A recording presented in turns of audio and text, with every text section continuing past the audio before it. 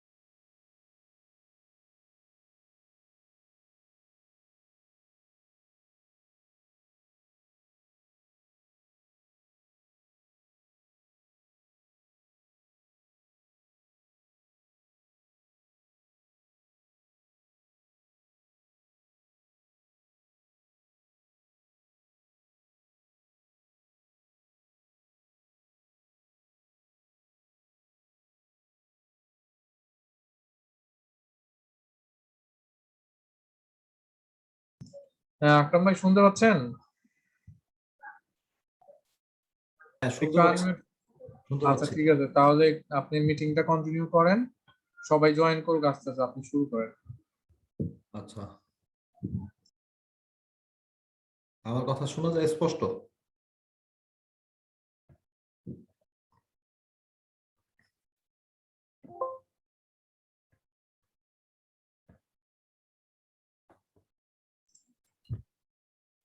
আকরাম ভাই, শুনতেছিলাম, আর একটু আবার বলেন তো। আমার কথা শোনা যায় স্পষ্ট? হ্যাঁ, শুনতে পাচ্ছি, আপনি শুরু করেন। আচ্ছা,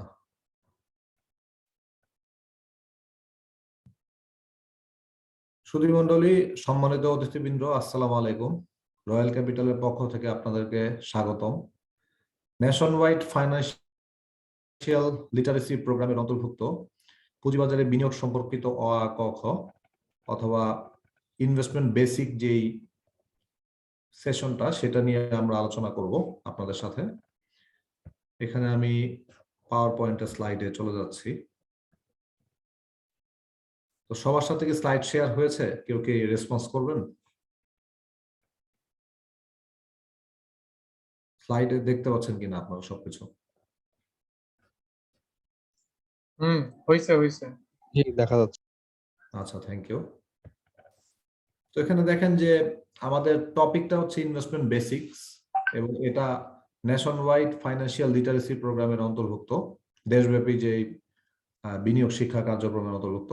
এবং নিচে ক্যাপশনটা আপনারা লক্ষ্য করুন, শেয়ার বাজার ঝুঁকিপূর্ণ, জেনে বুঝে বিনিয়োগ করুন। এটি কিন্তু শুনতে খুব সিম্পল শোনা যায়, কিন্তু খুব গুরুত্বপূর্ণ একটা বিষয়। পার্সোনাল ফাইন্যান্স ও বিনিয়োগের লক্ষ্যে আমরা যদি খেয়াল করে দেখি, আমাদের বেঁচে থাকার জন্য কিন্তু অনেক, আমাদের জীবনে কিন্তু অনেক গোল আছে, অনেক ড্রিম আছে। যেমন অনেকের লাইফ গোল থাকতে পারে যে একটা নিজের একটা বাড়ি, অনেকের গাড়ি, কারো কারো উচ্চতর শিক্ষা, আনম্যারিড লোকজনদের বিবাহ একটা লাইফের গোল হতে পারে, এবং অনেকের ক্ষেত্রে বিশ্ব ভ্রমণও আজকাল একটি জনপ্রিয় গোল হয়ে দাঁড়িয়েছে। তো জীবনের এই যে স্বপ্নগুলো রয়েছে, এর বাইরেও কিন্তু জীবনের আরো অনেক স্বপ্ন থেকে থাকে মানুষের। তো জীবনের স্বপ্নগুলোকে বাস্তবায়ন করার জন্য অনেক টাকার প্রয়োজন। ফাইন্যান্সিয়াল রিসোর্স অথবা টাকা বা মানি, এটা ছাড়া কিন্তু এই সমস্ত গোলের কথা যেগুলো আমরা বললাম বা জীবনের স্বপ্নগুলো বললাম, সেগুলো কিন্তু বাস্তবায়ন করা সম্ভব নয়। কিন্তু আমাদের বেশিরভাগ মানুষের কিন্তু সীমিত আয়, বেশিরভাগ মানুষের কিন্তু মধ্যবিত্ত অথবা নিম্ন মধ্যবিত্ত লেভেলে অবস্থান করে। তো এই সীমিত আয়ের মাধ্যমে কিভাবে আমাদের জীবনের স্বপ্ন আমরা অর্জন করতে পারি, আমাদের জীবনের যে লক্ষ্যগুলো রয়েছে সেগুলো অর্জন করতে পারি, সেটা সম্পর্কে কিছু আলোচনা করা হবে। এখানে দেখুন, সঞ্চয় ও বিনিয়োগ। আমরা নর্মালি কি করি, যে কোনো চাকরি করি, ব্যবসা করি বা অন্যান্য বিভিন্ন কর্মকাণ্ডের মাধ্যমে ইনকাম জেনারেট করি, আয় করি, উপার্জন করি। সে উপার্জনের টাকাটা আমরা দুইটা জায়গায় রাখি, একটি হচ্ছে খরচের খাতায় আর একটা হচ্ছে সঞ্চয়। তো আয় থেকে খরচ করার পরে অবশিষ্ট যেটা থাকে সেটা সঞ্চয় হিসেবে রাখি, এবং সেই সঞ্চয়ের টাকাটাই কিন্তু আলটিমেটলি আমাদের বিনিয়োগের জন্য তারল্য বা লিকুইডিটি জেনারেট করে। সঞ্চয় যদি না থাকে তাহলে কিন্তু বিনিয়োগযোগ্য টাকা আমাদের কাছে থাকবে না। তো নর্মালি লোকজন কি করে, আয় করে, আয় করার পরে খরচ করে, খরচ করার পরে যেটা অবশিষ্ট থাকে সেটা থেকে তারা সঞ্চয় হিসেবে রাখে এবং বিনিয়োগ করে।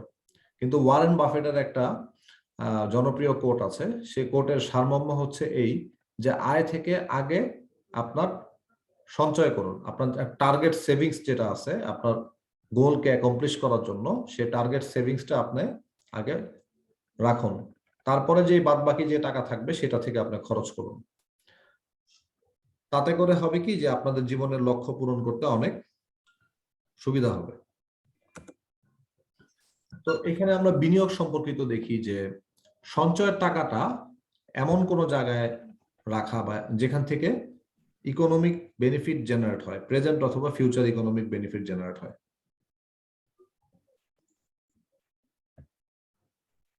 এটাই হচ্ছে বিনিয়োগ। এখানে বিনিয়োগের সংজ্ঞা হিসেবে দেওয়া আছে বর্তমান সঞ্চয় হতে ভবিষ্যৎ মুনাফা অর্জন, সঞ্চয়ের উপযোগিতা বজায় রাখা এবং প্রবৃদ্ধি অর্জনের জন্য দীর্ঘমেয়াদে সঞ্চয়ের ব্যবহারকেই বিনিয়োগ বলে।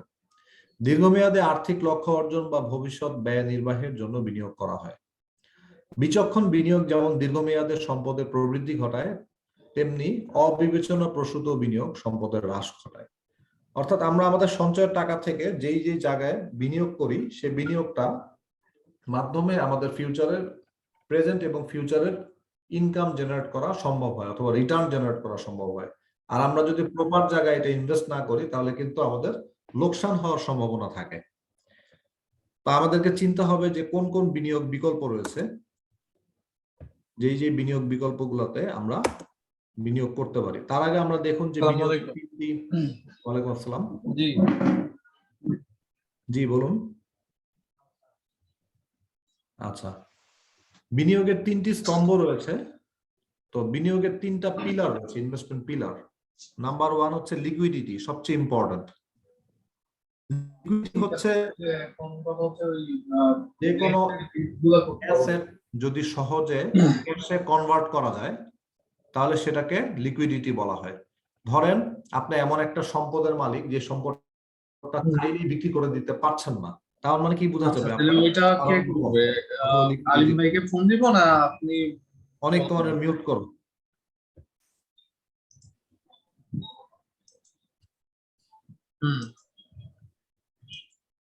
অনেক তোমার এটা মিউট করো, শোনা যাচ্ছে কথা।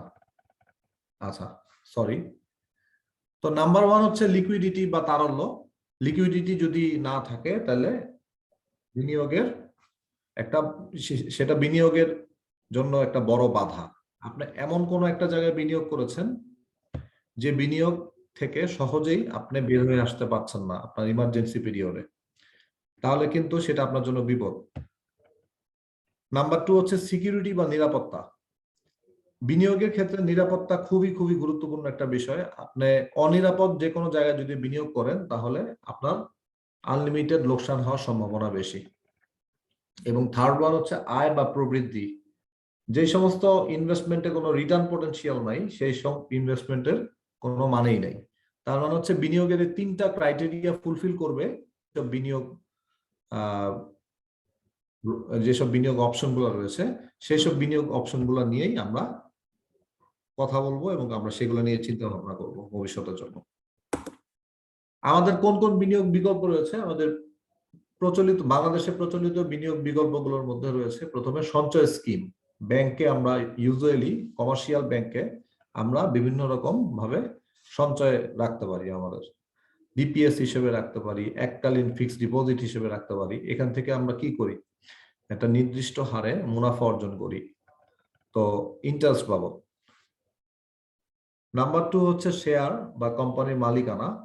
এবং লিস্টেড কোম্পানিগুলা, যে সমস্ত কোম্পানির মালিকানা স্টক এক্সচেঞ্জে তালিকাভুক্ত অথবা লিস্টেড, সে সমস্ত কোম্পানির শেয়ার কিনে আমাদের অনেক বেশি লাভবান হওয়ার সম্ভাবনা থাকে, এমনকি লোকসানেরও সম্ভাবনা থাকে। নাম্বার 3 হচ্ছে বন্ড। বন্ড হচ্ছে সিমিলার টু লোন এগ্রিমেন্ট, একটা ঋণপত্র। কোনো কোম্পানি যখন ব্যবসার সম্প্রসারণের জন্য অর্থের দরকার হয় তখন সে শেয়ার বিক্রির পাশাপাশি বন্ডের ইউনিটও বিক্রি করতে পারে।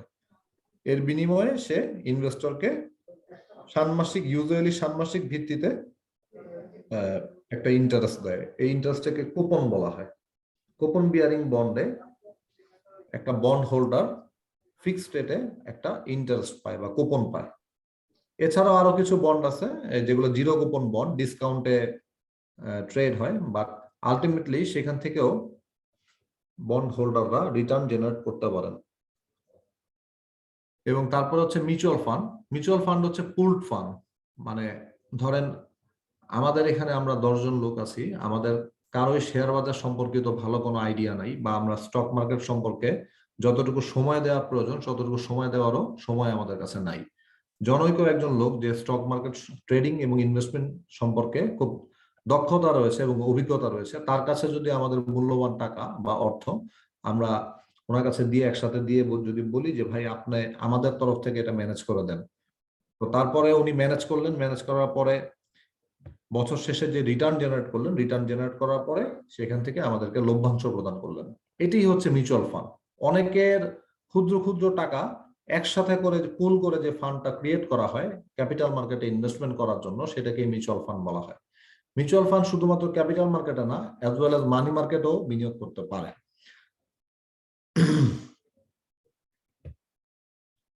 আর্থিক পরিকল্পনার কিছু ধাপ রয়েছে। তো ধাপের মধ্যে প্রথমত রয়েছে যে বর্তমান আর্থিক অবস্থা নিরূপণ। আপনার প্রেজেন্ট ফাইন্যান্সিয়াল যে কন্ডিশনটা আছে সেটা অ্যানালাইসিস করা খুব গুরুত্বপূর্ণ একটা বিষয়। আপনার প্রেজেন্ট ফাইন্যান্সিয়াল কন্ডিশন যদি সাপোর্ট না করে যে কোনো বড় অ্যামাউন্টে ইনভেস্টমেন্টে যাওয়ার জন্য, তাহলে কিন্তু সেটা আপনার জন্য ভালো হবে না। আপনার প্রেজেন্ট ফাইন্যান্সিয়াল কন্ডিশন যদি সচ্ছল থাকে তাহলেই কিন্তু আপনি যে কোনো ধরনের বিনিয়োগে যেতে পারবেন, সেটা ঝুঁকিপূর্ণ হোক অথবা কম ঝুঁকিপূর্ণ হোক।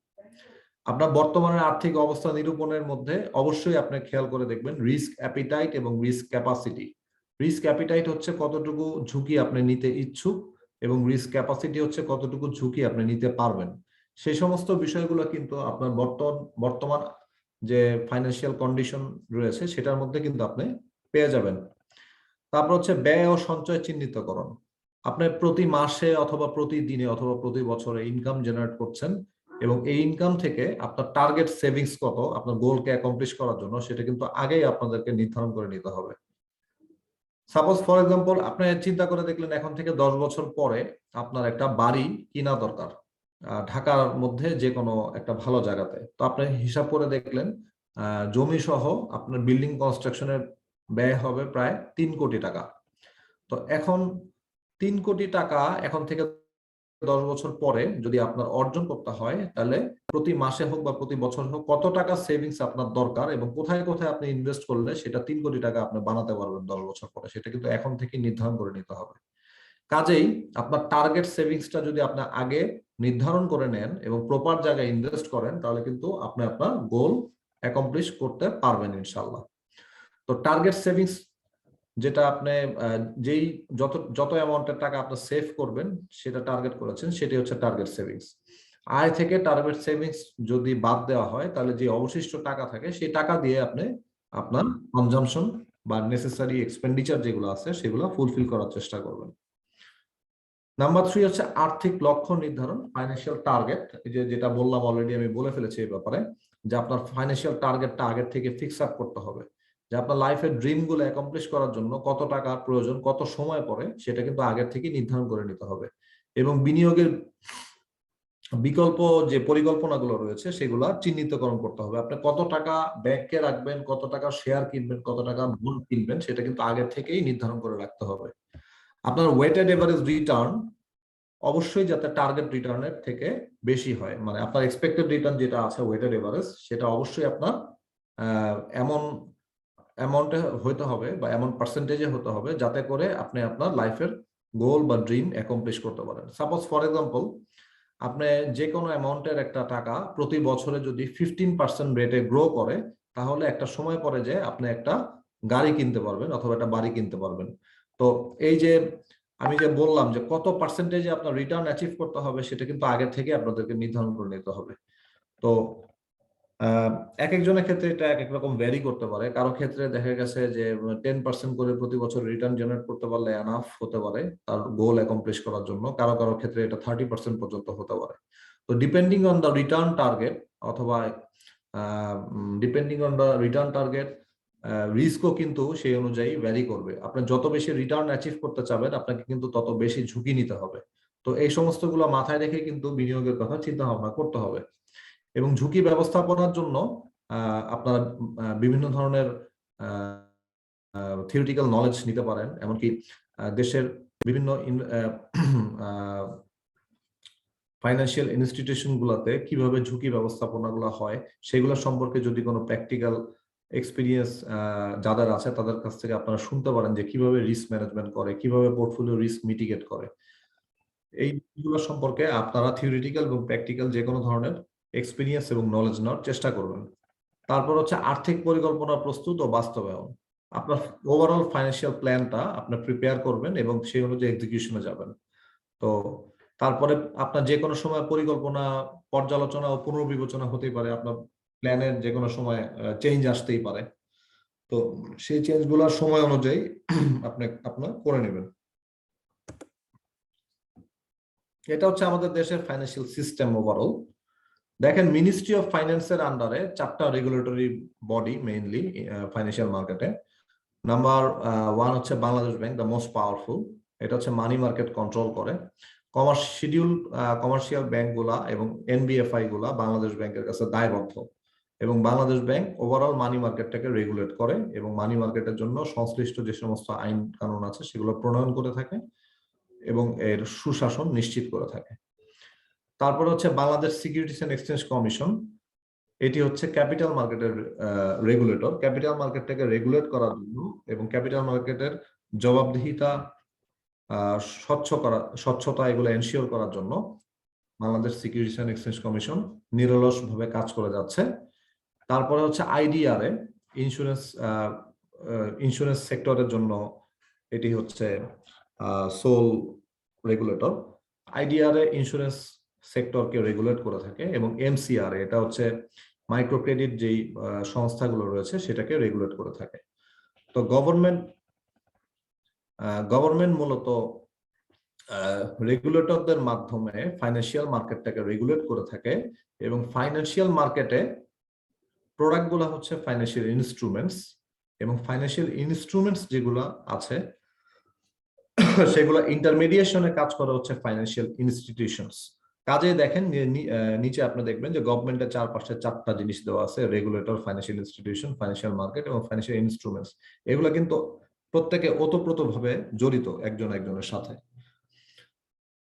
তো এরপরে আসি আমরা যে শেয়ার কি, অনেকে আমরা জানি, তারপর আমি বলি যে পুঁজিবাজারে বা যে কোনো কোম্পানির শেয়ার বলতে আমরা বুঝাই যে কোম্পানির মালিকানার অংশ বিশেষ। প্রাইভেট ও পাবলিক লিমিটেড কোম্পানির মূলধন অনেকগুলো ইউনিটে বিভক্ত থাকে। প্রত্যেকটা ইউনিটকে এক একটা শেয়ার বলে থাকে। কোম্পানির উদ্যোক্তা পরিচালকগণ ব্যবসা সম্প্রসারণের জন্য সাধারণত জনগণ, সরকার ও প্রতিষ্ঠানের কাছে শেয়ার বিক্রয় করে টাকা সংগ্রহ করেন। শেয়ার বাজার অর্থনীতিতে একটি অন্যতম চালিকা শক্তি, কেননা এটি অর্থনীতির প্রবৃদ্ধিতে খুব ভালো অবদান রাখে। তো এই যে শেয়ার সম্পর্কে আমরা একটু জানলাম। শেয়ার যদি আমরা কিনি তাহলে আমাদের জন্য এটা কি কি বেনিফিট নিয়ে আসবে। তো শেয়ার যদি আমরা কিনি সাধারণত আমরা 2 ধরনের বেনিফিট পাবো। একটা হচ্ছে ডিভিডেন্ড আর একটা হচ্ছে ক্যাপিটাল গেইন। ডিভিডেন্ড হচ্ছে বছর শেষে কোম্পানিগুলো যে কর পরবর্তী আয় করার পরে তারা লভ্যাংশ বিতরণ করে, সেটাকেই ডিভিডেন্ড বলা হয়ে থাকে। সেই লভ্যাংশটা শেয়ার হোল্ডারদের মধ্যে বন্টন করা হয়ে থাকে।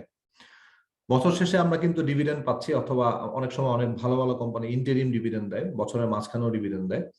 তো ডিভিডেন্ড হচ্ছে স্টক বা শেয়ারে ইনভেস্ট করার মাধ্যমে একটা বিশেষ বেনিফিট, ফাইন্যান্সিয়াল বেনিফিট অথবা রিটার্ন।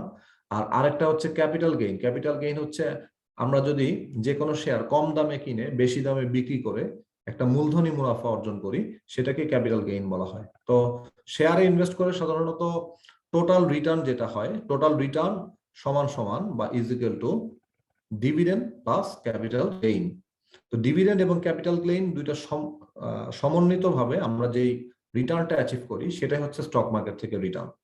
এবং স্টক মার্কেটের ঝুঁকি অনেক বেশি, শেয়ারে বিনিয়োগের মুনাফা ও ঝুঁকি উভয়ই বেশি থাকে। কোনো কোম্পানি যদি খুব গুড পারফর্মিং কোম্পানি হয়, খুব ভালো করে এবং তার শেয়ার প্রাইসেরও গ্রোথ হয়, তো রিটার্ন কিন্তু অনেক অনেক গুণ বেশি হবে।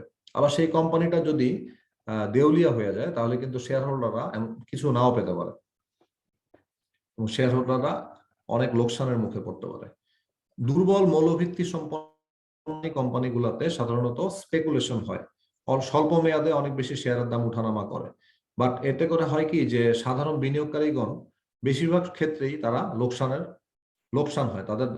এটা তাদের জন্য একটা কি বলতে পারি, এটা তাদের জন্য একটা ভয়ের বিষয়। তো আমরা রয়্যাল ক্যাপিটাল থেকে আমরা আপনাদের কাছে আহ্বান জানাবো, অলওয়েজ লং টার্ম ইনভেস্টিং এ আপনারা বিশ্বাসী হন এবং ইনভেস্টমেন্ট বলতে লং টার্ম এক্সপোজার যেটা আছে সেই ধারণায় আপনারা বিশ্বাসী হন। বন্ড কি? বন্ড সম্পর্কে অলরেডি বলেছি যে বন্ড হচ্ছে এক ধরনের ঋণপত্র। এই ঋণপত্র ছেড়ে ইস্যুকারী প্রতিষ্ঠান, ব্যক্তি ও প্রাতিষ্ঠানিক বিনিয়োগকারীরা কাছ থেকে অর্থ সংগ্রহ করে। বন্ড সাধারণত 5 বছর থেকে 30 বছর মেয়াদী হয়ে থাকে। তো বন্ডে বিনিয়োগে মুনাফা নির্ধারিত, বন্ড থেকে সাধারণত বছরে 2 বার সুদ পাওয়া যায় এবং বন্ডে বিনিয়োগের ঝুঁকি সাধারণত অনেক কম। কারণ on the basis of claim, আপনার কোন কোম্পানি যদি দেউলিয়া তো ঝুঁকি থাকে বা কোম্পানি যদি ডিফল্ট করে, তাহলে অবশ্যই বন্ড হোল্ডারদের টাকা আগে দিতে হবে। তারপরে যদি কিছু থাকে তাহলে সেটা প্রিফার্ড শেয়ার হোল্ডাররা পাবে এবং তারপরে কমন শেয়ার হোল্ডাররা বা অর্ডিনারি শেয়ার হোল্ডার যারা আছে তারা পাবে। অর্থাৎ সেই ক্ষেত্রে কিন্তু বন্ড হোল্ডারদের অগ্রাধিকার অনেক বেশি। সেই কারণে বন্ডের ঝুঁকি সাধারণত অনেক কম এবং বন্ড কিন্তু কোলাটারালাইজড হয়, অথবা বন্ডের এগেনস্টে কিন্তু সিকিউরিটি থাকে, সিকিউরিটাইজড হয়, অথবা জামানত থাকে। সেই জামানতের মাধ্যমে কিন্তু বন্ডের যে ডিফল্ট রিস্ক কিন্তু সাধারণত অন্যান্য ফাইন্যান্সিয়াল ইনস্ট্রুমেন্টের তুলনায় অনেক কম হয়ে থাকে। মিউচুয়াল ফান্ড সম্পর্কে অলরেডি বলেছি, না। মুনাফা ও ঝুঁকির মধ্যে সম্পর্ক অলরেডি আমি বলেছি যে উচ্চ মুনাফার আশা করলে ঝুঁকি বাড়ে, যা কিনা বিনিয়োগকারীদের জন্য একটি বিবেচ্য বিষয়। আপনার যেমন বেশি রিটার্ন অ্যাচিভ করতে চাইলে রিস্ক বেশি নিতে হবে, আবার বেশি রিস্ক নিলেও কিন্তু আপনার পটেনশিয়াল রিটার্নও বেশি হতে পারে। সেটা আপনার আপসাইড রিটার্নও হতে পারে, ডাউনসাইড রিটার্নও হতে পারে। আপসাইড রিটার্ন যেটা সেটা হচ্ছে অ্যাকচুয়াল রিটার্ন, আর ডাউনসাইড যেটা সেটাকে বলা হয় রিস্ক। তো রিস্ক এন্ড রিটার্ন দুইটা সাইডই কিন্তু আপনার যে কোনো ইনভেস্টমেন্টের জন্য প্রযোজ্য। এটা আপনারা চিন্তা করে দেখবেন। ইনভেস্টমেন্ট ফোকাসের আন্ডারে আপনারা দেখেন গ্রোথ স্টকস এবং ভ্যালু স্টকস, দুই ধরনের স্টক সম্পর্কে বলা আছে। গ্রোথ স্টকস হচ্ছে যে কোম্পানিগুলা ভবিষ্যতে ব্যবসা সম্প্রসারণের সম্ভাবনা অনেক বেশি এবং ভবিষ্যতে এটা বিজনেসের সাইজ এবং গ্রোথ অনেক গুণ হবে, সেগুলোকে গ্রোথ স্টক বলা হয়। ইন্টেলিজেন্ট ইনভেস্টররা গ্রোথ স্টক সম্পর্কে আগেই তারা বুঝে নিতে পারে, যার কারণে তারা এই স্টকগুলা বেশি দামে কিনা শুরু করে। এই কারণে গ্রোথ স্টকের সাধারণত ভ্যালুয়েশন হায়ার হয় এবং গ্রোথ স্টকের ডিভিডেন্ড ইল্ডটা লো হয় ইউজুয়ালি। কারণ হচ্ছে দুইটা কারণ, একটা হচ্ছে মার্কেট প্রাইস বেশি ডিভিডেন্ডের তুলনায়, এবং সেকেন্ড জিনিসটা হচ্ছে যে কোম্পানি যেহেতু গ্রোয়িং স্টেজে আছে, সেই কারণে কোম্পানিটা তার আয়ের বেশিরভাগ অংশ রিটেইন করতে চায় রিইনভেস্টমেন্টের জন্য, ডিভিডেন্ড কম দিতে চায়। লং টার্ম পারপাসের জন্য, যেমন রিটায়ারমেন্ট বেনিফিট বা যে কোনো ফিউচারের বড় ইভেন্টের জন্য গ্রোথ স্টকে ইনভেস্ট করা সাধারণত ভালো এবং গ্রোথ স্টকে কিন্তু রিস্কও সাধারণত বেশি থাকে। ভ্যালু স্টক হচ্ছে যেসব কোম্পানিগুলো অলরেডি স্ট্যাবলিশড এবং যেসব কোম্পানিগুলো গ্রোথ হচ্ছে অর্গানিক অথবা স্লো গ্রোথ, সেই সব কোম্পানিগুলোর ইন্ট্রিনসিক ভ্যালু বা ট্রু ভ্যালু সেটা যদি মার্কেট ভ্যালু থেকে কম হয়, তাহলে সেই কোম্পানিগুলোকে ভ্যালু কোম্পানি বা ভ্যালু স্টকস বলা হয়। ভ্যালু কোম্পানিগুলো সাধারণত রেগুলার বেসিসে ডিভিডেন্ড দেয়, একটা হ্যান্ডসাম অ্যামাউন্ট অফ ডিভিডেন্ড দেয় এবং এগুলার ভ্যালুয়েশনও লোয়ার হয়, ডিভিডেন্ড ইল্ডও হাই হয়। যেসব ইনভেস্টর যারা রেগুলার একটা ক্যাশ রিকোয়ারমেন্ট থাকে, তারা অনেক ইনভেস্টর আছে তারা চান যে প্রতি বছরে নির্দিষ্ট হারে একটা হ্যান্ডসাম ডিভিডেন্ড নেওয়ার জন্য, তো তাদের জন্য ভ্যালু কোম্পানিগুলা খুব ভালো একটা option. Investor versus trader, investing and trading দুইটা জিনিস কিন্তু একটা সেন্সে একই রকম, কিনা আর বিক্রি করা, তাই না? কিন্তু এদের দুজনের মধ্যে সূক্ষ্ম দুইটা পার্থক্য আছে, কিছু পার্থক্য আছে। ইনভেস্টর যারা তারাও শেয়ার কিনে বিক্রি করে, ট্রেডার যারা তারাও শেয়ার কিনে বিক্রি করে। তাহলে পার্থক্যটা কোথায়? পার্থক্য হচ্ছে কয়েকটা অ্যাসপেক্টে। ইনভেস্টর যারা আছে তারা দীর্ঘমেয়াদী শেয়ার কেনা বেচা করে, এটা সাধারণত 1 বছরের বেশি সময়ের জন্য হয় ন্যূনতম। আর ট্রেডার যারা আছেন তারা ঘন ঘন শেয়ার কেনা বেচা করেন, এবং এটা এক বছরের কম সময় থেকে শুরু করে এক সপ্তাহের মধ্যে হয়ে অনেকে T+2তেও কেনা বেচা করেন আর কি। ইনভেস্টরদের ফ্রিকোয়েন্সি হচ্ছে লো, ট্রেডিং ফ্রিকোয়েন্সিটা অনেক লো হয়, তারা ঘন ঘন কেনা বেচা করেন না, কিন্তু ট্রেডাররা করেন। ইনভেস্টরদের রিস্ক সাধারণত অনেক লো হয়, ভালো কোম্পানিতে তারা যদি ইনভেস্ট করে থাকেন তাহলে রিস্ক অনেক লো হয়, বাট ট্রেডারদের রিস্ক কিন্তু হাই হয়। এবং ইনভেস্টরদের মেইন অবজেক্টিভ হচ্ছে ওয়েলথ ক্রিয়েশন, দীর্ঘমেয়াদে সম্পদের সর্বাধিকরণ, এবং ট্রেডারদের মেইন অবজেক্টিভ হচ্ছে শর্ট টার্ম প্রফিট, স্বল্প মেয়াদে স্পেকুলেটিভ প্রফিট জেনারেট করা। একজন হাত তুলেছেন, আপনাদের কোয়েশ্চেন সবার লাস্টে করবেন, হ্যাঁ কাইন্ডলি। এরপর আসে দ্য পাওয়ার অফ কম্পাউন্ডিং বা চক্রবৃদ্ধি মুনাফা। চক্রবৃদ্ধি মুনাফা হচ্ছে মানে আয়ের এক, আপনি বর্তমানে একটা জায়গায় ইনভেস্ট করেছেন, সেখান থেকে আপনার একটা রিটার্ন জেনারেট করেছেন, সেই রিটার্নটা যদি আপনি আবার রিইনভেস্ট করেন তাহলে কিন্তু আপনার আরো কিছু অ্যাডিশনাল রিটার্ন জেনারেট হবে। এভাবে যদি একটা লম্বা সময় ধরে চলতে থাকে তাহলে কিন্তু আপনার রেট অফ রিটার্ন এক্সপোনেনশিয়ালি বাড়তে থাকবে। তো এই ঘটনাটাই হচ্ছে কম্পাউন্ডিং রিটার্ন। তো কম্পাউন্ডিং রিটার্ন সম্পর্কে অ্যালবার্ট আইনস্টাইন উনি বলেছেন যে কম্পাউন্ড ইন্টারেস্ট অথবা compound return is the 8th wonder of the world. এটা পৃথিবীর 8ম আশ্চর্য। হি হু আন্ডারস্ট্যান্ড ইট আর্নস ইট, যেটা বুঝে সে অনেক লাভবান হয়। হি হু ডাজন্ট পে ইট, যে বুঝে না তার কোনো লাভ হয় না। এখানে দীর্ঘমেয়াদে বিনিয়োগের চিত্র আমরা কম্পাউন্ডিং রিটার্নের একটা চালচিত্র তুলে ধরার চেষ্টা করেছি। আপনারা দেখেন 5 বছর মেয়াদে কোন জনৈক এক ব্যক্তি 5,000 টাকা করে যদি প্রতি মাসে বিনিয়োগ করতেন তাহলে তিনি 5 বছরে 3 লাখ টাকা ইনভেস্ট করতেন, ব্যাংকে রাখতেন। ব্যাংকে রাখলে তিনি যদি 5% হারে মুনাফা অর্জন করতেন তাহলে ফিউচারে তিনি 3,43,000 টাকা অনলি অর্জন করতে পারতেন।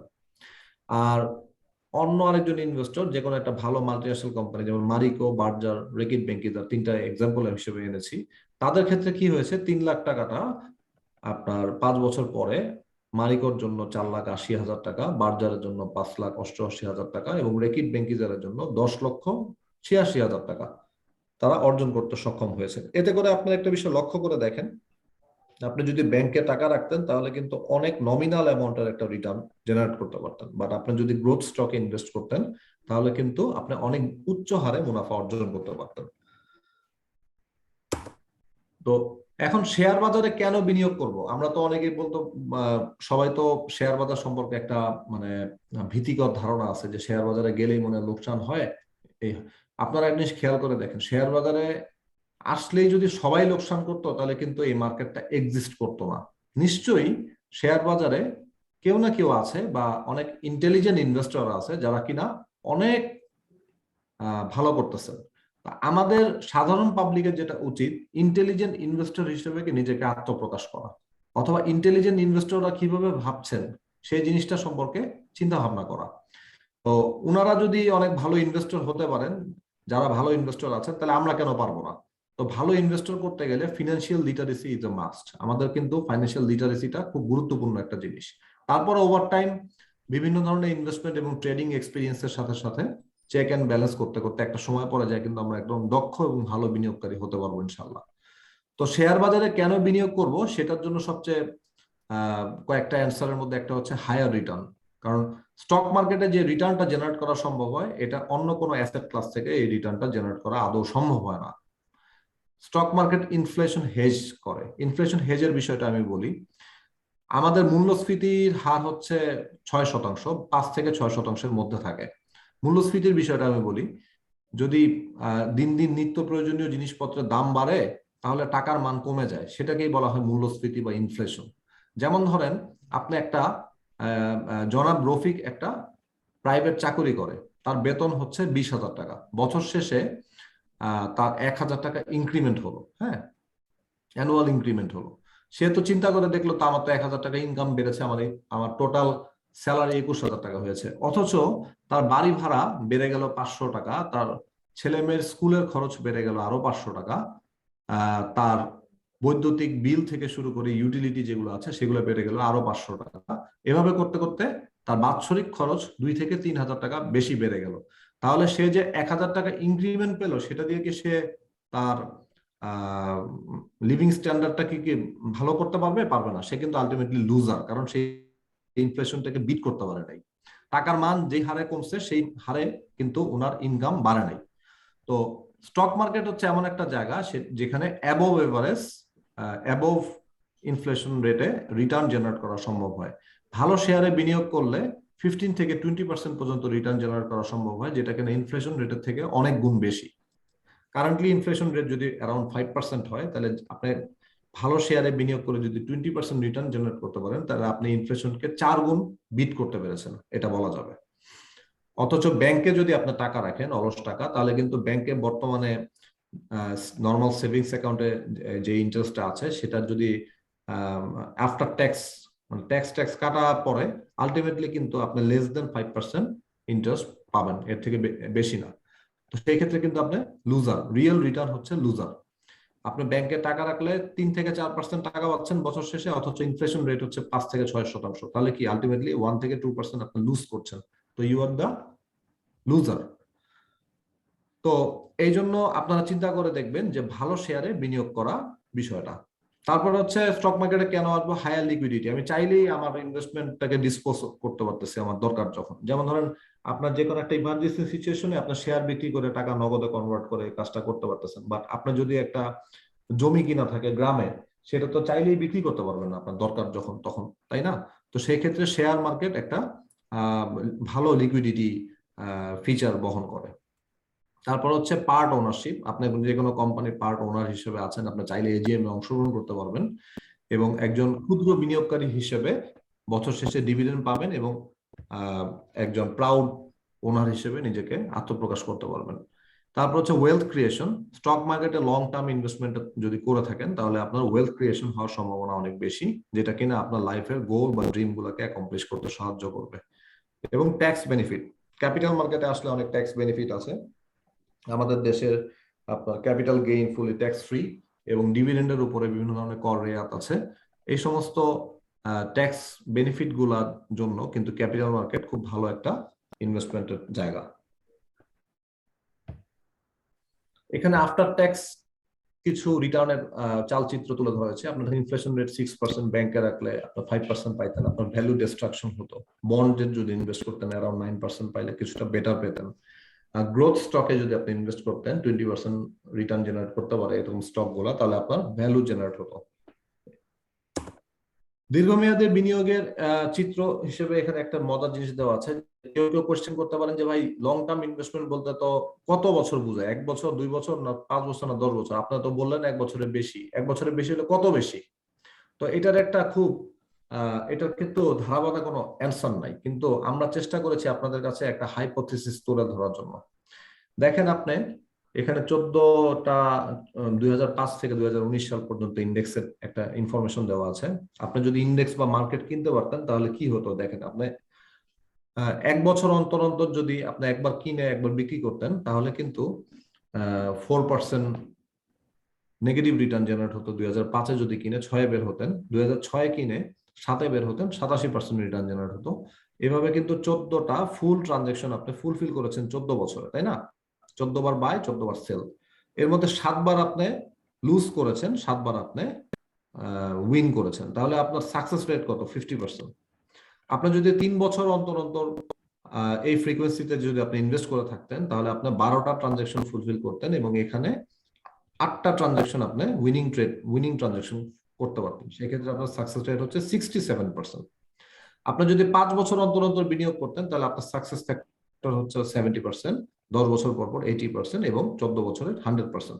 কাজেই আমরা কিন্তু কখনোই বলবো না আপনারা 14 বছরের জন্য ইনভেস্ট করেন, 10 বছর 5 বছর। এটা আপ টু ইউ যে actually for how long a time you want to invest, এবং কতটুকু আপনি আপনার ঝুঁকি কতটুকু হ্রাস করতে চান এবং আপনি সাকসেসফুল কতটুকু হতে চান, সেটার উপর ডিপেন্ড করবে যে আপনি কত লম্বা সময়ের জন্য বিনিয়োগ করবেন।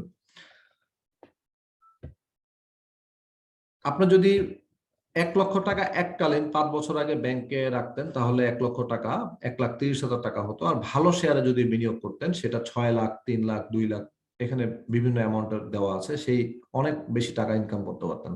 আর যদি খারাপ শেয়ারে ইনভেস্ট করতেন, তাহলে আপনার ভ্যালু লস্ট হয়ে যেত। আপনার 1 লাখ টাকা যদি তাল্লু স্পিন এর শেয়ারের নাম দেওয়া আছে, এটা যদি ইনভেস্ট করতেন, এটা 13,000 টাকা হয়ে যেত। কেয়া কসমেটিক্সে 18,000 টাকা, ইউনাইটেড এয়ারে 10,000 টাকা। এটা 2015 থেকে 2019 সালের ডেটার উপর ভিত্তি করে, প্রাইস ডেটার উপর ভিত্তি করে এটা অ্যানালাইসিস করা হয়েছে। আপনি দেখেন ব্যাংকে যদি টাকা রাখতেন অনেক কম টাকা পেতেন, তার মানে আপনাকে ব্যাংকে টাকা না রেখে ভালো শেয়ারে টাকা রাখতে হবে বা ভালো শেয়ার কিনতে হবে, তাহলে আপনি অনেক বেশি মুনাফা করতে পারবেন। আবার খারাপ শেয়ারে যদি ইনভেস্ট করেন তাহলে কিন্তু আপনার লোকসান হওয়ার সম্ভাবনা অনেক বেশি। ব্যাপারটা অনেকটা এরকম যে পানির অপর নামই কিন্তু জীবন নয়, বিশুদ্ধ পানির অপর নাম জীবন, এবং আপনি যদি দূষিত পানি পান করেন তাহলে আপনার জন্য এটা মরণ হতে পারে। তো শেয়ারের মধ্যে কিন্তু বা কোম্পানির মধ্যে কিন্তু ভালো আছে মন্দও আছে, আপনাদেরকেই সিলেক্ট করতে হবে যে কোনটা ভালো কোম্পানি কোনটা মন্দ কোম্পানি। সেটার জন্য কিন্তু financial literacy is a must. এখানে আয়কর সংক্রান্ত সুবিধা দিয়ে আয়কর পরিকল্পনা সংক্রান্ত কিছু জিনিস লেখা আছে। বিনিয়োগের উপর 15% পর্যন্ত কর রেয়াত পাওয়া যায়। সাধারণ বিনিয়োগকারীরা মূলধনী লাভ সম্পূর্ণ করমুক্ত। শেয়ার হতে প্রাপ্ত লভ্যাংশ বাবদ আয়করের করমুক্ত সীমা 25,000 টাকা। মিউচুয়াল ফান্ড ইউনিট হতে প্রাপ্ত লভ্যাংশ বা আয়ের করমুক্ত সীমা 25,000 টাকা।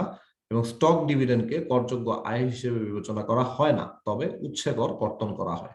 এই ফিচারগুলো আপনারা দেখে থাকবেন। বিনিয়োগের কিছু টিপস আছে, যেমন ভালো মৌলভিত্তিক কোম্পানির শেয়ারে বিনিয়োগ করুন। আপনার ঝুঁকি নেওয়ার ক্ষমতা যাচাই করুন, যেটাকে রিস্ক ক্যাপাসিটি আমি প্রথমে বলছিলাম, যেটা আপনি কতটুকু ঝুঁকি নিতে পারবেন বা কতটুকু লস অ্যাবজর্ব করতে পারবেন সেটা কিন্তু আগেই আপনাদেরকে নির্ধারণ করে নিতে হবে। আবেগকে নিয়ন্ত্রণ করতে হবে, গুজবে কান দেওয়া যাবে না। সঠিক গবেষণার মাধ্যমে বিনিয়োগের সিদ্ধান্ত নিতে হবে। ঋণ থেকে মুক্ত থাকতে হবে এবং ধৈর্য ধরতে হবে। ফান্ডামেন্টাল অ্যানালাইসিস বা যেটাকে বলা হয় মৌলভিত্তি বিশ্লেষণ, এটা টপ ডাউন অ্যাপ্রোচে করা হয় সাধারণত। ফার্স্টে হচ্ছে ম্যাক্রো ইকোনমি বা দেশের অর্থনীতির চাকা গতিশীল কিনা সেটা আপনাকে আগে বের করতে হবে। দেশের অর্থনীতির চাকা যদি গতিশীল না থাকে তাহলে কিন্তু আলটিমেটলি এটা লাভ নাই। আপনার অর্থনীতির চাকা যদি গতিশীল থাকে, অর্থনৈতিক ইন্ডিকেটর গুলো যদি ভালোভাবে কাজ করে, তাহলে দেখবেন যে ওই অর্থনীতিতে কোন কোন ইন্ডাস্ট্রি গুলো ভালো করতেছে, যেটা ইন্ডাস্ট্রি অ্যানালাইসিসের মাধ্যমে আপনারা বের করতে পারবেন। ভালো ইন্ডাস্ট্রি বা সানরাইজ ইন্ডাস্ট্রি যেগুলো আছে সেগুলোর দিকে আপনারা নজর রাখবেন, এবং সানসেট ইন্ডাস্ট্রি বা যেসব ইন্ডাস্ট্রি গুলো আস্তে আস্তে তার পটেনশিয়ালিটি হারাচ্ছে সেই ইন্ডাস্ট্রি গুলো অ্যাভয়েড করার চেষ্টা করবেন। সানরাইজ ইন্ডাস্ট্রি গুলোর মধ্যে দেখবেন যে সমস্ত কোম্পানিগুলাই ভালো করতেছে তা কিন্তু না। একটা ভালো ইন্ডাস্ট্রির মধ্যে খারাপ কোম্পানিও থাকে, ভালো কোম্পানিও থাকে। আপনাকে ভালো কোম্পানিগুলোই পিক করতে হবে। তো এইভাবে টপ ডাউন অ্যাপ্রোচে আপনাদেরকে ফান্ডামেন্টাল অ্যানালিসিসটা কমপ্লিট করতে হবে।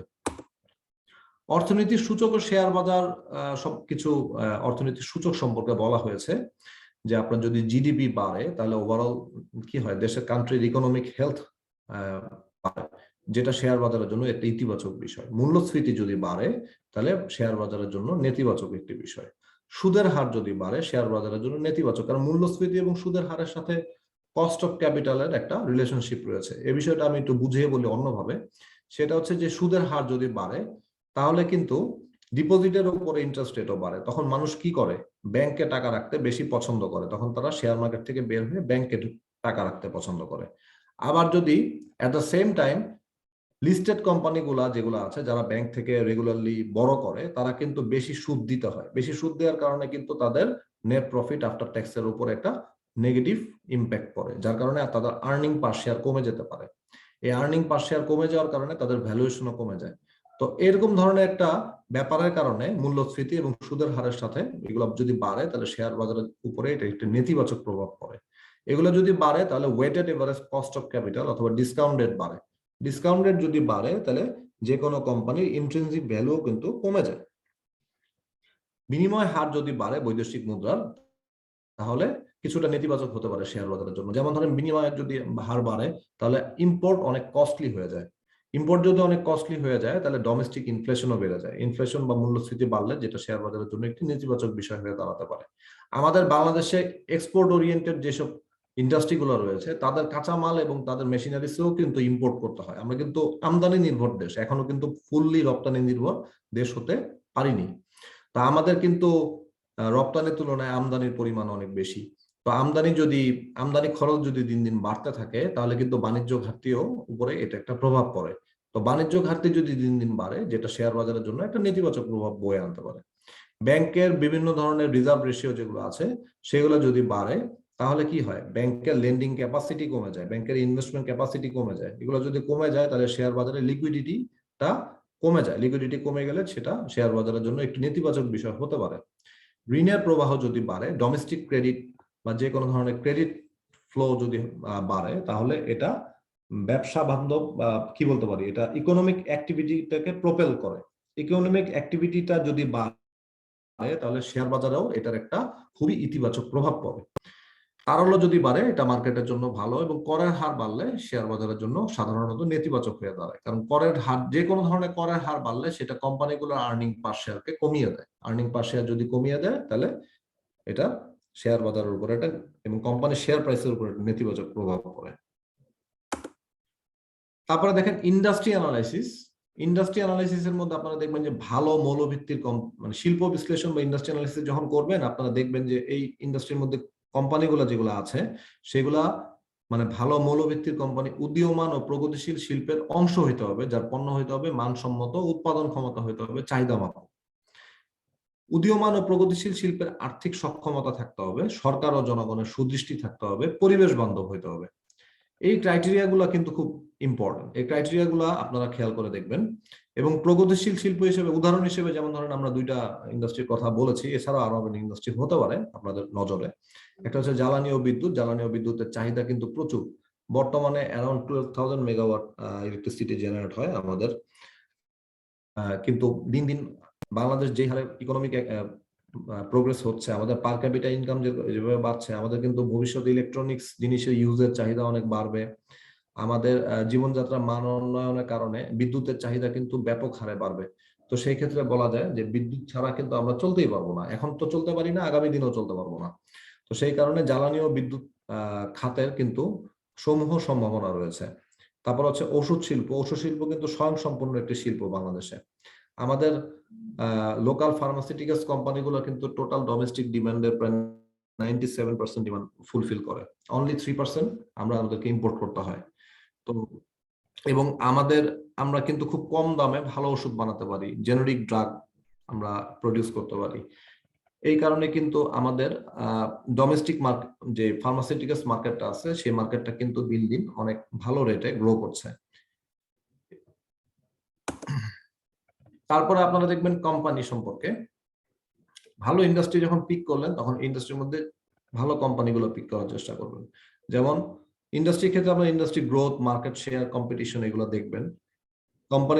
ভালো কোম্পানিগুলো যখন পিক করবেন, তখন দেখবেন কোম্পানির revenue model, production capacity, customer কারা, সাপ্লায়ার কারা, ইনফ্রাস্ট্রাকচার বা অবকাঠামো কি আছে, কোম্পানির কালচার কি, ইন্টারনাল কোম্পানির কালচারটা কিরকম, এইগুলো খেয়াল করার চেষ্টা করবেন।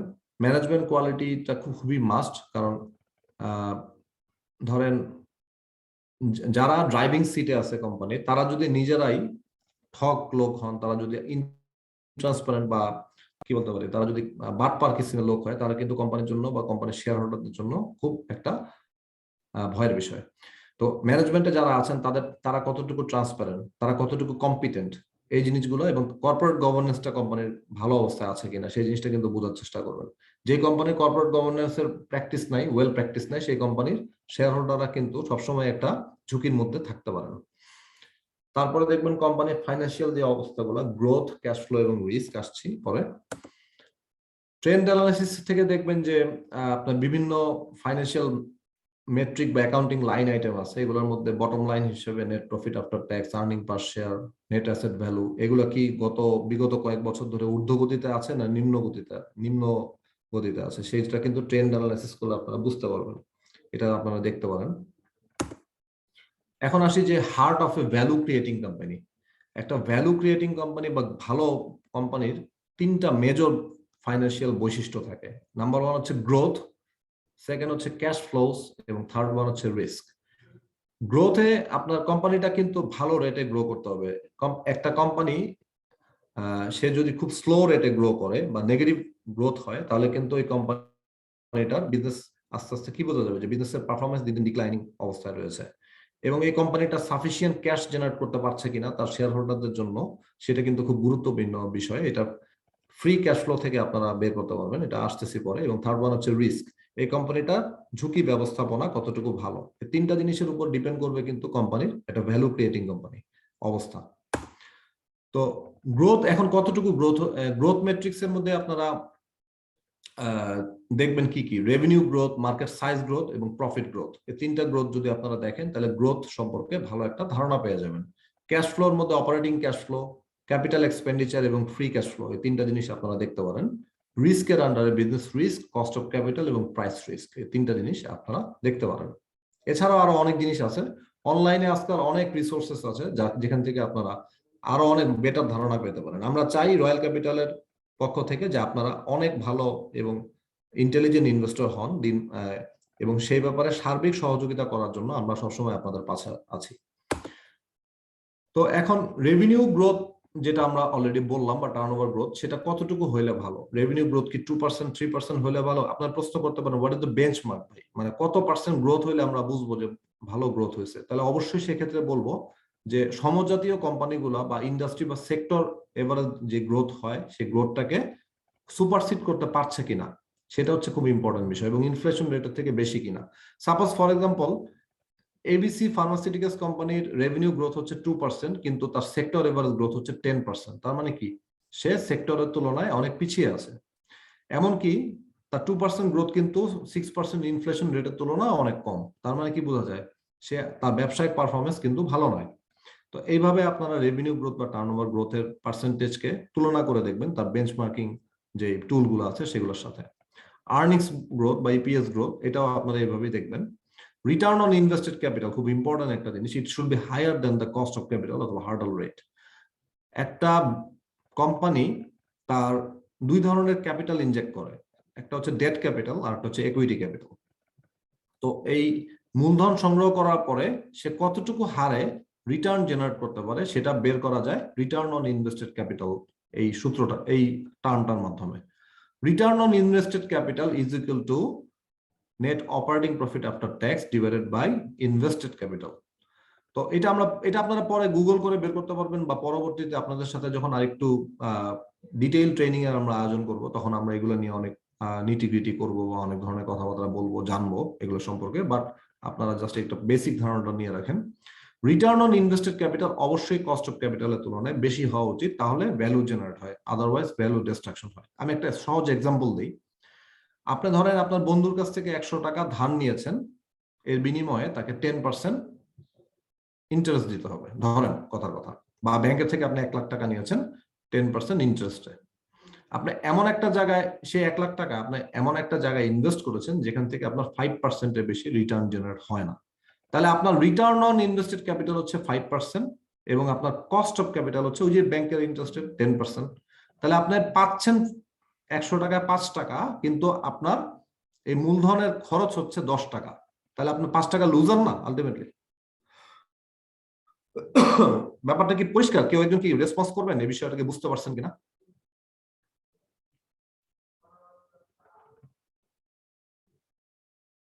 কেউ কি বুঝতে পারছেন কিনা বলতে পারবেন? হ্যাঁ, এটা বুঝতে পেরেছি। আচ্ছা, তো এই জিনিসটা আপনারা খেয়াল করবেন। তারপরে প্রাইস টু আর্নিংস রেশিও, মূল্য আয় অনুপাত, এটা দেখে কিন্তু একটা শেয়ারের ভ্যালুয়েশন সম্পর্কে ধারণা, একটা শেয়ার কতটুকু এক্সপেন্সিভ বা কতটুকু চিপ সেটা কিন্তু প্রাইস টু আর্নিংস রেশিও দেখে বোঝা যায়। ডিভিডেন্ড ইল্ড দিয়ে কিন্তু আপনি একটা শেয়ারের অ্যাট্রাকটিভনেসটাকে যাচাই করতে পারবেন, এবং dividend yield usually risk free রেটের থেকে বেশি হলে ভালো। তাহলে সেই ক্ষেত্রে ইনভেস্টররা ডিভিডেন্ডের জন্য অ্যাট্রাকটিভ হতে পারেন সেই শেয়ারটা কেনার জন্য। ভালো মৌলভিত্তিক কোম্পানির আরো চেনার অনেক ধরনের উপায় থাকতে পারে। কোম্পানির মালিক ও কর্মীদের সততা ও কর্মদক্ষতা, কোম্পানির আকার পর্যাপ্ত কিনা বা ভালো বিজনেস সাইজ আছে কিনা, কোম্পানির প্রতিযোগিতায় টিকে থাকার ক্ষমতা, কোম্পানির প্রবৃদ্ধি ও মুনাফা, লভ্যাংশ দেওয়ার ক্ষমতা, আয় ঝুঁকি, এগুলো দেখবেন। এখানে কিছু গুরুত্বপূর্ণ রেশিও অ্যানালাইসিস সম্পর্কে বলা আছে, যেমন একটা হচ্ছে আর্নিং পার শেয়ার, ইপিএস। এটা হচ্ছে একটা কোম্পানি তার পণ্য বা সেবা বিক্রি করে যে বিক্রয় মুনাফা অর্জন করে, সেখান থেকে যাবতীয় খরচ বাদ দেওয়ার পরে যেটা থাকে সেটাকে বলা হয় নেট প্রফিট আফটার ট্যাক্স। এই নেট প্রফিট আফটার ট্যাক্স, এটাকে শেয়ার প্রতি যখন ডিস্ট্রিবিউট করা হয় তখন সেটাকে বলা হয় আর্নিংস পার শেয়ার। তার মানে আর্নিংস পার শেয়ার হচ্ছে কি নেট প্রফিট আফটার ট্যাক্স পার শেয়ার, শেয়ার প্রতি নেট প্রফিট আফটার ট্যাক্স, এটি হচ্ছে আর্নিংস পার শেয়ার। কোম্পানির শেয়ার প্রতি কর পরবর্তী মুনাফাকে ইপিএস বলে। এটা সাধারণত যত বেশি হবে কোম্পানির ভ্যালুয়েশন তত বাড়বে। প্রাইস টু আর্নিংস রেশিও, মূল্য আয় অনুপাত, এটা হচ্ছে কোম্পানির শেয়ারের মূল্য আয়, এটা কম হলে বিনিয়োগের ঝুঁকি সাধারণত কম। এটা দ্বারা বোঝা যায় একটা কোম্পানি মার্কেটে কতটুকু বেশি দামে ট্রেড হচ্ছে অথবা কম দামে ট্রেড হচ্ছে। একটা কোম্পানি পি রেশিও 10 পি বলতে বোঝায় যে প্রতি 1 টাকা আর্নিংস এর এগেনস্টে এটা মার্কেটে 10 টাকা দামে ট্রেড হচ্ছে। তো একটা মজার এক্সাম্পল আমি দেই, অনেক জায়গায় এক্সাম্পলটা দেই, যে যেমন ধরেন আপনার কাছে ধরেন দুইটা অপশন আছে। আপনি বাজারে গিয়েছেন অথবা আপনি কোরবানির হাটে গিয়েছেন, হাটে যাওয়ার পরে আপনি দেখলেন যে দুইটা গরু আছে, একটা হচ্ছে অস্ট্রেলিয়ান গরু আর একটা হচ্ছে ধরেন দেশি গরু। তো এখন দুইটা গরুরই দাম হচ্ছে 1 লাখ টাকা, কিন্তু অস্ট্রেলিয়ান গরুটাতে মাংস বেশি অনেক, দেশি গরুটাতে মাংস অনেক কম। আপনি কোনটা কিনবেন? একই দামে যেটা বেশি পাচ্ছেন সেটা নিবেন না? তো পি রেশিও দেখে কিন্তু আপনি একটু এইভাবে চিন্তা ভাবনা করে দেখেন যে দুইটা কোম্পানি আপনার তুলনা করেন, দুইটা কোম্পানিরই আপনার শেয়ার প্রাইস হচ্ছে 100 টাকা, কিন্তু একটা কোম্পানির আর্নিং পার শেয়ার হচ্ছে 10 টাকা, আর একটা কোম্পানির আর্নিং পার শেয়ার হচ্ছে অনলি 2 টাকা। আপনি কোন কোম্পানিটা বাই করবেন? নিশ্চয়ই যে কোম্পানিটা রিলেটিভলি বেটার আর্নিংস জেনারেট করছে, অর্থাৎ যে কোম্পানিটা পি রেশিও কম। এইভাবে একটু চিন্তা করে দেখেন, তাহলে আপনারা বুঝতে পারবেন যে পি রেশিওর ব্যবহারটা কিভাবে হয় সাধারণত। তারপরে আপনারা দেখেন ডিভিডেন্ড ইল্ডের বিষয়টা বলা হয়েছে। ডেট ইকুইটি রেশিও দেখে কোম্পানির দেউলিয়াত্ব ঝুঁকি সম্পর্কে একটা আইডিয়া করা যায়। কোন কোম্পানির শেয়ার হোল্ডার্স ফান্ডস টোটাল যতটুকু আছে তার মধ্যে ঋণ কতটুকু। একটা কোম্পানি যদি ঋণে জর্জরিত হয় এবং সেক্ষেত্রে তার ডেট টু ইকুইটি রেশিও কিন্তু সাধারণত অনেক বেশি হয়। ঋণের পরিমাণ যত বাড়তে থাকে তাই সেই কোম্পানির দেউলিয়াত্ব ঝুঁকি তত বাড়তে থাকে। ইন্টারন্যাশনালি ডেট টু ইকুইটি রেশিওর একটা স্ট্যান্ডার্ড আছে, এটা হচ্ছে 1/3। আপনার 3 টাকা যদি শেয়ার হোল্ডার্স ইকুইটি থাকে তাহলে 1 টাকা পর্যন্ত আপনার ডেট থাকতে পারে। তবে এই জিনিসটা company to company, sector to sector vary করতে পারে এই স্ট্যান্ডার্ডটা।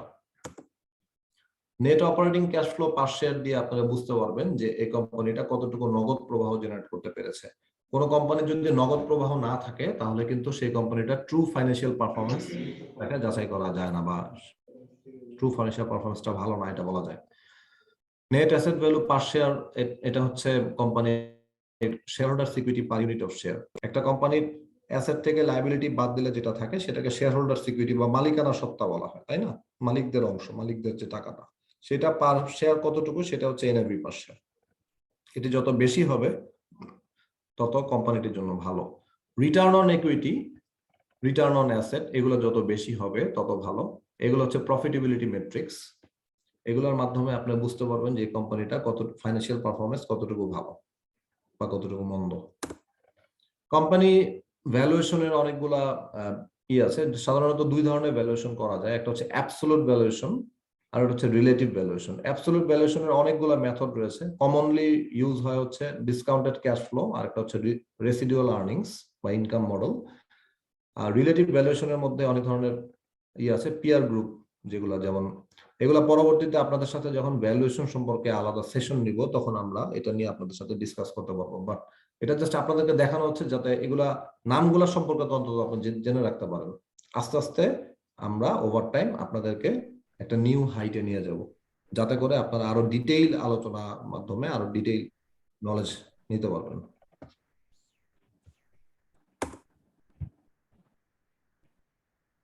এরপরে শেয়ার বাজারে ঝুঁকি রয়েছে অনেক, রাজনৈতিক ঝুঁকি, অর্থনৈতিক ঝুঁকি, দেউলিয়াত্ব ঝুঁকি, আইনগত ঝুঁকি, পরিবেশগত ঝুঁকি। এই সমস্ত ঝুঁকিগুলা কিন্তু ক্যাপিটাল মার্কেটকে হেভিলি ইনফ্লুয়েন্স করে। এবং পোর্টফোলিও কনস্ট্রাকশন, পোর্টফোলিও বলতে কি বোঝায়? পোর্টফোলিও বলতে বোঝায় আপনি আপনার বিনিয়োগ এক জায়গায় না করে যদি বিভিন্ন জায়গায় করেন সেটাকে পোর্টফোলিও বলা হয় সাধারণত। যেমন আপনি একই ঝুড়িতে সবগুলো ডিম যদি রাখেন তাহলে ঝুড়িটা যে কোনো কারণে যদি পড়ে যায় সব ডিম ভেঙে যেতে পারে। বাট আপনি যদি ভিন্ন ভিন্ন ঝুড়িতে রাখেন তাহলে কিন্তু সবগুলো একসাথে নষ্ট হবে না। তো এই যে আপনি ভিন্ন ভিন্ন জায়গায় রাখা, আপনার ইনভেস্টমেন্টটাকে বিভিন্ন জায়গায় ছড়ায় ছিটায় রাখা, এটাকে বলা হয় ডাইভার্সিফিকেশন। ডাইভার্সিফিকেশন যদি আপনি করতে পারেন সঠিকভাবে তাহলে আপনার রিস্ক কমে যায়। কিন্তু আপনি যদি বেশি মাত্রায় ডাইভার্সিফিকেশন করেন তাহলে কিন্তু আপনার রিটার্নও কমে যাবে। কাজে আপনাদেরকে কিন্তু নির্ধারণ করে নিতে হবে যে পোর্টফোলিও সাইজটা কতটুকু হবে। যেমন ধরেন একটা পোর্টফোলিওতে যদি 200 থেকে 300 শেয়ার থাকে তাহলে কিন্তু এই পোর্টফোলিওর অ্যাট্রাকটিভনেস সাধারণত কমে যেতে পারে। আবার একটা পোর্টফোলিওতে যদি মানে শুধুমাত্র 2 থেকে 3টা বা 5টা শেয়ার থাকে সেই পোর্টফোলিও রিস্ক কিন্তু অনেক বেশি থাকে। কাজে পোর্টফোলিওর নাম্বার অফ স্ক্রিপ্ট বা নাম্বার অফ অ্যাসেট যেগুলা পোর্টফোলিওতে থাকবে সেটা একটা আইডিয়াল হইতে হবে। এবং এটা অবশ্যই হতে হবে আপনার এক্সপেক্টেড রেট অফ রিটার্ন এবং রিস্ক প্রোফাইলের সাথে সামঞ্জস্যপূর্ণ। সেগুলো আমরা পোর্টফোলিও সংক্রান্ত যেসব ট্রেনিং আয়োজন করে থাকি সেগুলোতে আমরা পড়ায় থাকি বা জানায় থাকি, সেগুলো ভবিষ্যতে আপনাদের সাথে আলাপ আলোচনা করা যাবে।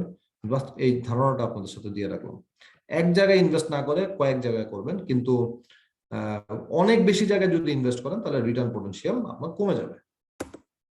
হার্ড বিহেভিয়ার, সবাই যেদিকে ছুটতেছে সেদিকে না ছুটি। কারণ হচ্ছে যে সবাই যেদিকে ছুটে এই ফাঁকে কি করে, ইন্টেলিজেন্ট ইনভেস্টররা আমাদের হাতে শেয়ার ধরে দিয়ে টাকা নিয়ে চলে যায়। এর মাধ্যমে তারা লাভবান হয় এবং আমরা লোকসানের মুখে পড়ি। তো কোনো ধরনের রিউমারের দিকে যাবেন না, নিজের বুদ্ধি বিবেচনা খাটিয়ে আপনারা সবসময় শেয়ার বাজারে বিনিয়োগ করবেন। কোনো রিউমারের দিকে কান দিবেন না, কোনো রিউমারে কান দিবেন না, কারণ রিউমার বেশিরভাগ ক্ষেত্রে আপনাদেরকে লোকসান বয়ে আনবে। কোনো রিউমারে হয়তো আপনি দেখতেছেন যে কাজ হচ্ছে, অমুক ভাই বললো একটা শেয়ারের দাম বাড়বে, একটু বাড়লো, আপনি কিনলেন, সে আবার বললো যে আরো বাড়বে, আপনি আরো কিনলেন, একটা পর্যায়ে যায় পরে আর বাড়ে না, এটা কমা শুরু হলো, তখন তো আপনি লোকসানের মুখে পড়লেন। তো এরকম প্রচুর কেস মার্কেটে আছে।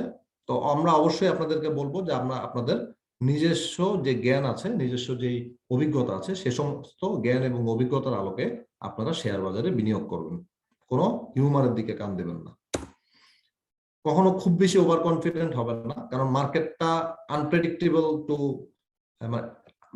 টোটালি প্রেডিক্টেবল না। মার্কেটটা কিন্তু টোটালি প্রেডিক্টেবল না। শেয়ার মার্কেট সম্পর্কে কিন্তু টোটালি কেউ জানে না যে কি হবে, কিন্তু অ্যানালিস্ট যারা আছে বা শেয়ার মার্কেট সম্পর্কে যারা গবেষণা করে থাকেন তারা একটা ধারণা দিতে পারেন আপনাদেরকে যে এরকম হতে পারে। তার মানে কিন্তু এই না যে এইটাই হবে। তাই খুব বেশি ওভার কনফিডেন্ট কিন্তু হওয়া যাবে না। জনৈক কোনো লোক যদি আপনাকে বলে যে মার্কেট কালকেই অনেক 100 পয়েন্ট বাড়বে বা আগামী বছরের মধ্যে মার্কেট 10,000 ইন্ডেক্স যাবে, এই সমস্ত কথাবার্তাগুলো আপনারা ওইভাবে কান দিবেন। আপনারা সবসময় যাচাই বাছাই করে দেখার চেষ্টা করবেন যে অ্যাকচুয়ালি মার্কেট ওই পর্যন্ত যাওয়ার পটেনশিয়ালিটি আছে নাকি নাই। আবার অনেকে বলতে পারে যে কালকে থেকে তো মার্কেটে ধস নামবে। কোনো সময় গুজব শুনবেন না। যদি গুজব আপনাদের কানেও আসে, অবশ্যই ওগুলোকে যাচাই বাছাই করার চেষ্টা করবেন। সব জিনিসকে আপনার মাথায় নেবেন না, কানে নেবেন না। আপনার নিজস্ব যে জ্ঞান বুদ্ধি আছে সেই জিনিসটা প্রয়োগ করার চেষ্টা করবেন। এবং এটার জন্য financial literacy is a must. Financial literacy আপনারা যত বেশি অর্জন করতে পারবেন, আপনাদের ইনভেস্টমেন্ট যত সিকিউর থাকবে। তো জেনে বুঝে বিনিয়োগ করুন, গুজব থেকে দূরে থাকুন। আপনার বিনিয়োগ আপনার টাকা, বিনিয়োগের ঝুঁকি দায়ভারও আপনার। কারণ ভাই আপনার টাকা আপনি এখানে ইনভেস্ট করতেছেন, লোকসান হলে আপনারই, লাভ হলো আপনার, যেটা তো আমাকে দিবেন না, তাই না? তো আমাদের সাথে থাকার জন্য আপনাদেরকে অসংখ্য ধন্যবাদ। এখন কোয়েশ্চেন অ্যান্সার সেশন যদি থাকে, অল্প কিছু কোয়েশ্চেন নিব আমি, তারপরে সেশনটা শেষ করে দেবো। এটা একটা বিগিনারদের জন্য প্রোগ্রাম, অ্যাকচুয়ালি বিগিনারদের জন্য প্রোগ্রাম। এই প্রোগ্রামে খুব বেশি ডিটেইল কিছু নাই। হ্যাঁ, তো ভবিষ্যতে অ্যাডভান্স লেভেলের প্রোগ্রামে আপনাদের সাথে আরো অনেক ইন্টারেস্টিং অনেক বিষয়ে আমরা শেয়ার করবো ইনশাল্লাহ।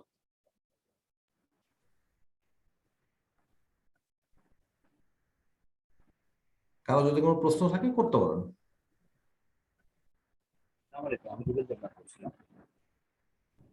জি, শোনা যাচ্ছে না। হ্যালো, হ্যাঁ বলেন, জি একটু জোরে বলেন। আচ্ছা, আমরা যে সেশনটা এখন করলাম ওটার কি কোনো রেকর্ডিং ফাইল কি আমরা পাবো হ্যাঁ, পরবর্তীতে এটা সেই জিনিসটা? আমরা চেষ্টা করবো আপনাদেরকে রেকর্ডিং ফাইলটা দেওয়ার জন্য। এটা রাকিবুল হোসেন যে অনেক, তুমি কি আছো? হ্যাঁ ভাই আছি। ওই যাদের রেকর্ডিং ফাইল দরকার তারা আপনাদের নাম, ইমেল আর মোবাইল নাম্বারটা আমাকে প্রাইভেটলি মেসেজ করেন, আমি তাদেরকে দিয়ে দিব। জুমে প্রাইভেট মেসেজে আমাকে নাম, মোবাইল নাম্বার আর ইমেলটা একটু কষ্ট করে দেন, আমি পাঠিয়ে দিচ্ছি আপনাদেরকে।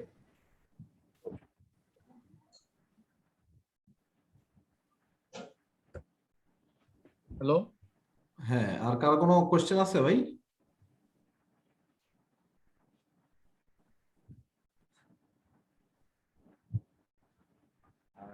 মার্কেট সম্পর্কে নেক্সট সেশন কি আমরা এই সপ্তাহের মধ্যে আর পাবো না? মোটামুটি আপনারাই জানিয়ে দেবেন আমাদেরকে নেক্সট টাইম। নেক্সট সেশন গুলা পাবেন আপনারা আমাদের ইনভেস্টর হিসেবে যদি থাকেন। আমাদের বিভিন্ন সময় মানে বিভিন্ন ট্রেনিং প্রোগ্রামের অ্যারেঞ্জ করা হয় আমাদের ইনভেস্টরদের জন্য, আমাদের ক্লায়েন্টদের জন্য।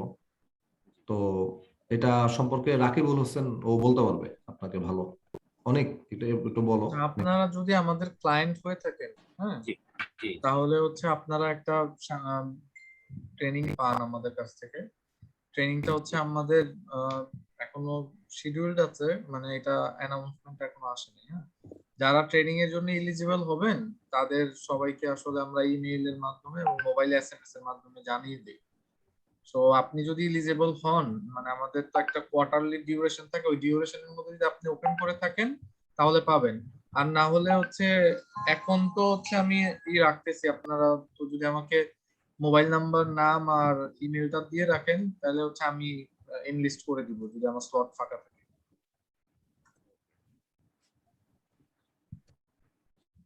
তো আপনারা আমাকে ইনফরমেশন গুলো দিয়ে দেন, নেক্সট সেশনের জন্য আপনাদেরকে আমি এনলিস্ট করে দেব।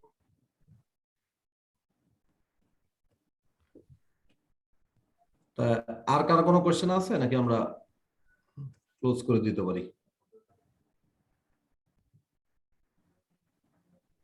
জি, আজকে পর্যন্ত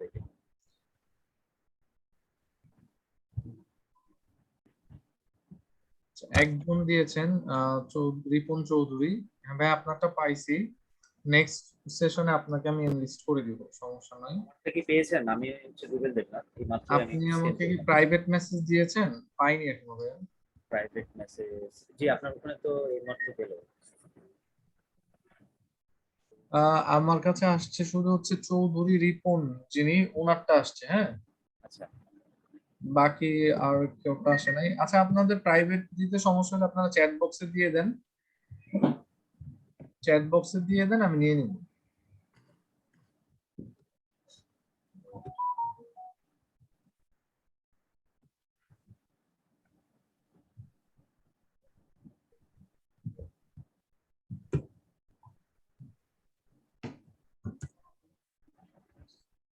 হ্যাঁ, রুবেল দেবনাথ সাহেব, জি আপনারটা পেয়েছি। হ্যাঁ, জি জি জি জি। আর মোহাম্মদ সাইফুল ইসলাম, আপনি দিয়েছেন নাম আর আপনার দিয়েছেন লিঙ্কডইন প্রোফাইল, আপনার মেইল আর মোবাইল নাম্বারটাও দিয়ে দেন, আপনাকেও এনলিস্ট করে দিব নেক্সট টাইম। আচ্ছা, স্যারের কাছে আমার একটা প্রশ্ন ছিল আসলে, আমার ইনভেস্টর হিসেবে। সেটা হচ্ছে যে আমি অ্যাকচুয়ালি ইন্ট্রাডে এই মুহূর্তে করছি, গত 1-2 বছর ধরে মোটামুটি অল্প অল্প অল্প অল্প করে শিখছি অনেক কিছু, পার ডে ওয়াইজ। তো ইন্ট্রাডেতে মোটামুটি আপনি যে হিসেবে বললেন, মানে অ্যাকচুয়ালি রিস্কও বেশি এবং প্রফিটও মোটামুটি হাই হয় মাঝে মাঝে। তো এখন যে অবস্থায় যাচ্ছে অ্যাকচুয়ালি মার্কেটটা আমরা দেখতে পাচ্ছি, এই মার্কেট অনুযায়ী কি ইন্ট্রাডেটা আসলে কি মানে বেশি রিস্কি হয়ে যাচ্ছে নাকি? এটা অ্যাকচুয়ালি মানে ইন্ট্রাডে ট্রেডিংটা অ্যাকচুয়ালি মানে করবে এখনকার জন্য অ্যাপ্লিকেবল হবে কিনা, হবে না, ভালো হবে না মন্দ হবে, সেটা দেখার জন্য সাধারণত রেগুলেটররা আছেন। তো এই ব্যাপারে আমরা কোনো মন্তব্য করতে পারবো না, অ্যাকচুয়ালি আমাদের এখতিয়ারও নাই যে আচ্ছা, ভালো হবে না খারাপ হবে, এই ব্যাপারে আমাদের এক্সপার্টিসও নাই, আমাদের এখতিয়ারও নাই। তো অনেক সময় যেটা হতে পারে, আমি আপনাকে একটা জিনিস বলতে পারি যে এটা ডিপেন্ড করে অনেক কিছুর উপরে আর কি। হ্যাঁ, তো ইনশাল্লাহ আমরা আশা করি আমাদের মার্কেটের অনেক ডেভেলপমেন্ট আমরা সামনে দেখতে পাবো। Thank you.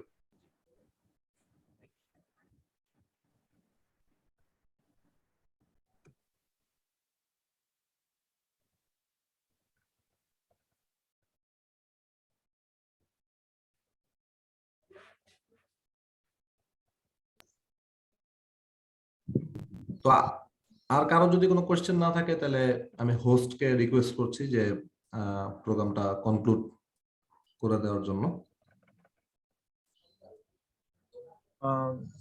যারা পাঠিয়েছেন ডিটেলস, তাদেরকে আমি রেকর্ডিংটা পাঠিয়ে দিব, আর নেক্সট ট্রেনিং এর জন্য আপনাদেরকেও এনরোল করে দেব।